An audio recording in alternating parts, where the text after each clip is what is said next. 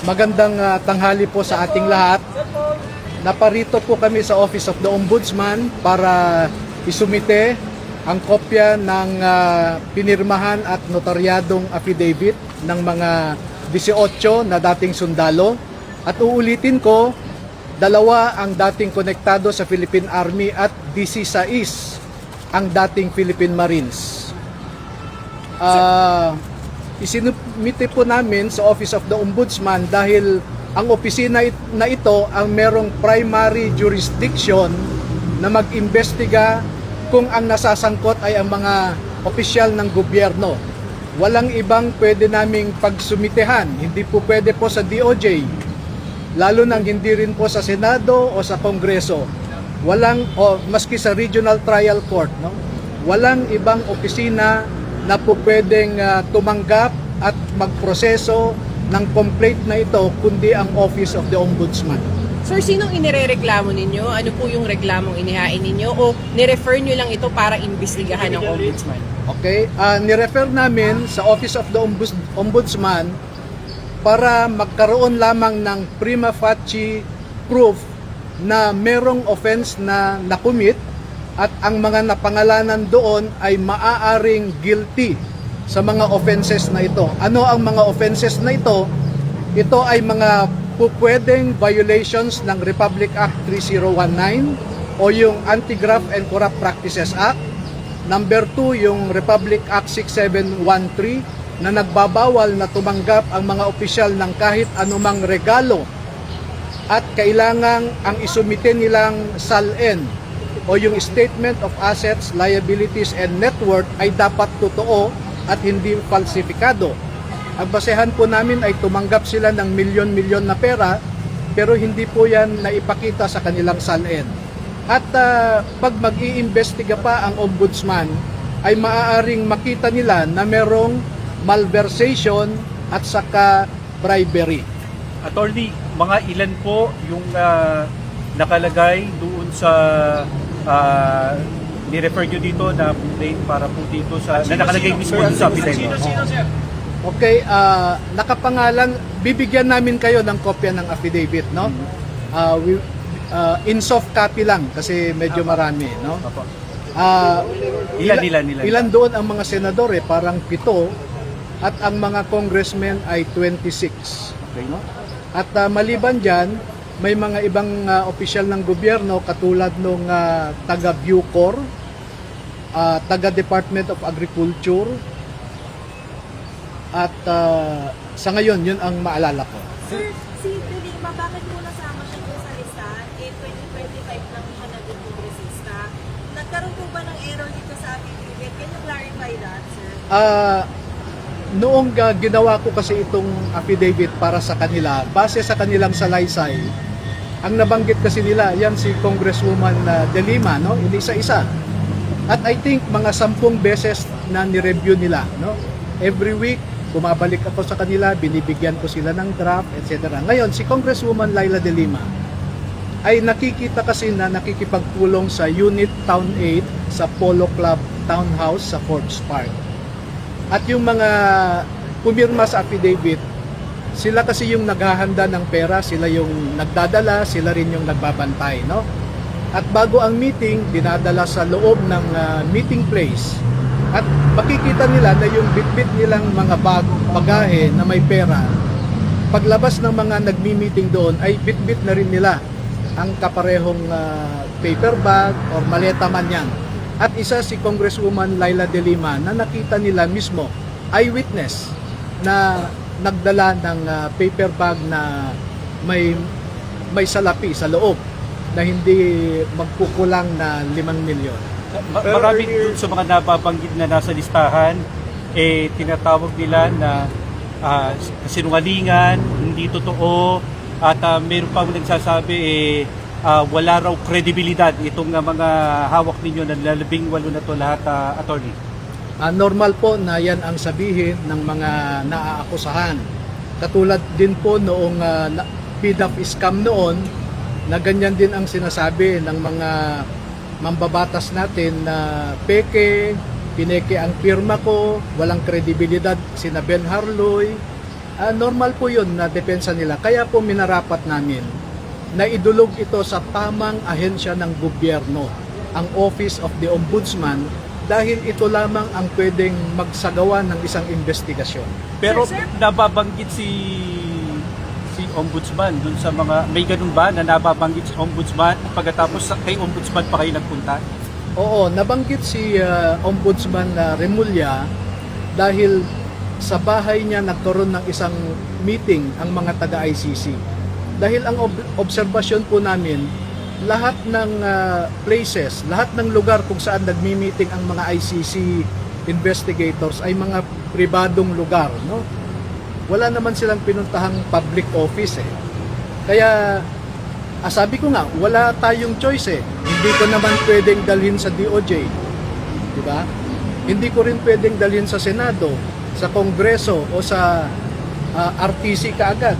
Walang ibang ahensya ng gobyerno. Sir, inirereklamo nyo rin si Ombudsman Remulla? Well, makikita niya doon na actually nakikipag-usap siya sa ICC. Siya ang alter ego ng presidente at ang official statement ng Malacanang is that the government of the Republic of the Philippines will never cooperate with the ICC. And yet you have a high-ranking official of the government, no less than the Secretary of the Department of Justice, cooperating with the ICC. And we have a maxim in law that what you are prohibited to do directly, you cannot do indirectly. Sir, ano pong violation nun? Ano pong violation nung pakikipag-usap niya? From then Secretary Remulla cooperating with ICC, anong prohibition? You know, if you look at Republic Act 3019, if you cause undue damage to a person, Ano pong undue damage ang nakakos niya by talking with the ICC? well, I will not tell you now the possible connection. Kasi merong kidnapping silang kinaso yung pamilya ni Duterte. 'Di ba? Merong pending case na kidnapping. There is what we call conspiracy or collusion. Kaya ayoko munang magkomento diyan. Sir, may nagpopondo raw sa inyo. Meron daw nasa likod ninyo, kaya kayo kumikilos ito. Ano po sagot niyo rito, attorney? Katulad ng sasabihin ko kanina pa, normal na akusahan nila ako ng kung ano-ano, may nagpondo sa akin. Pwede rin namang ilabas nila yung ebidensya nila na ako ay pinopondohan. I can open my bank account, they can inspect it, anything. Welcome tayo dyan. Sir, yung pera, Senator Ping Lacson, na hindi daw yung amount, parang hindi siya accurate. Kasi kung sinasabi na sa national budget, parang Ang sinasabi ni mathematical probability yung amount na sinasabi. Okay. Ang sinasabi kasi ni Senator Lacson, ang assumption niya, ang mga pera na ito ay galing sa flood control projects lamang. Marami pong ibang pinanggagalingan. Department of Agriculture, Department of Environment, no, yung mga reforestation program, no? Yung mga irrigation projects kasi ang pinupunto lang niya yung flood control Pero meron tayong irrigation projects na maraming ghost dyan. Okay, at makikita nyo naman, kahapon lang naglabas ng statement si Congressman Erice na di umano yung 2 billion na confidential fund ng customs ay kinuha daw ng ating presidente, no? So maraming pwedeng panggalingan. Halimbawa, yung aligasyon na yung Bucor chief ay nagdala ng pera kay Saldico, no? Hindi naman yun galing sa flood control. And even assuming na flood control lang, ang total niyan mga 1.3 trillion ang flood control fund, 1.3 trillion. Kung makita nyo yung sa PDAP scam, 60 to 70% ang kinukuha ng mga mambabatas. Kaya yung sinasabi niya, 70% ng 1.3 trillion is about 800 billion. That is accurate. Kasi nga, binase ko yung statement ko na yan dahil 3 hanggang 4 na beses ang mga dating sundalo na ito, ang sinasabi nila na nagde-deliver sila sa Forbes Park 3 to 4 times a week. at hindi bababa ng 20 na bagahe kada delivery. Pero sir, At- na-batch nyo pa. Sir, last question. Sir, Last ganun question. na lang, makomplete na lang sir, may pera. Pera to ni Zaldico na pinambabayad Yes. sa mga politiko para Yes. Galing- anong gagawin? Hindi ko po alam. Anong, Walang what is sinasabi. your allegation? Kasi diba sir, sabi nyo, pera ni Zaldico, ginagawang bribe sa mga public officials, para saan? Wala po kaming sinasabing bribery ha. Ang sinasabi ng affidavit nila ay nagbibigay ng pera si Saldico sa mga government official na ito. Para saan po? Para Kaya saan daw po yung pera? pag makikita po ninyo yung referral ko sa ombudsman, there is a possible violation of RA 3019 at saka 6713.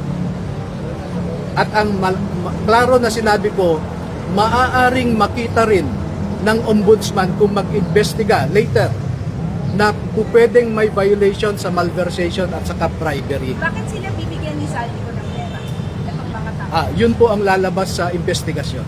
Attorney, ano yung naging vetting process natin para dun sa mga statement? Ilang buwan? Ano yung mga naging challenge? Okay, may mga kinausap akong ibang kasamahan nila na sa ngayon ay yung iba ayaw nilang lumabas, no? At nagbigay pa nga sila ng mga litrato maliban sa binigay sa akin ng mga 18 na ito, ay may iba pa silang ibinigay sa akin na pati dokumento. Yun ang vetting process na ginawa ko. At nag-umpisang makausap ko sila October pa lamang, no? So November, December, January lamang po sila nag-decide na gusto nilang ilabas ang kanilang nalalaman dahil po sa isang insidente na dinamdam nilang lahat. Meron silang isang kasamahan na namatay ang kanyang apo sa ospital, 2 years old. Dahil walang maibigay na gamot yung hospital sa apo niya. At namuni-muni niya na ang dahilan na walang pondo ang ating mga ospital ay dahil nga ninanakaw ang pondo. Sir, sabi niyo po nung press ko na magkakaroon kayo ng mga paglalatag ng mga ebidensya bukod dun sa pictures tsaka sa statement ng mga marino. Ano po yung bagong ebidensya na inilatag niyo sa referral po ngayong umaga? Okay, itong nasa affidavit kasi nila, ang tinatawag namin dyan ay allegation of ultimate facts, no? Ultimate facts. Pagdating po ng investigasyon ay doon lalabas yung mga specifics, yung mga details, yung mga detalye. Okay? Okay po. Thank you. Thank you so much. Thank you, attorney.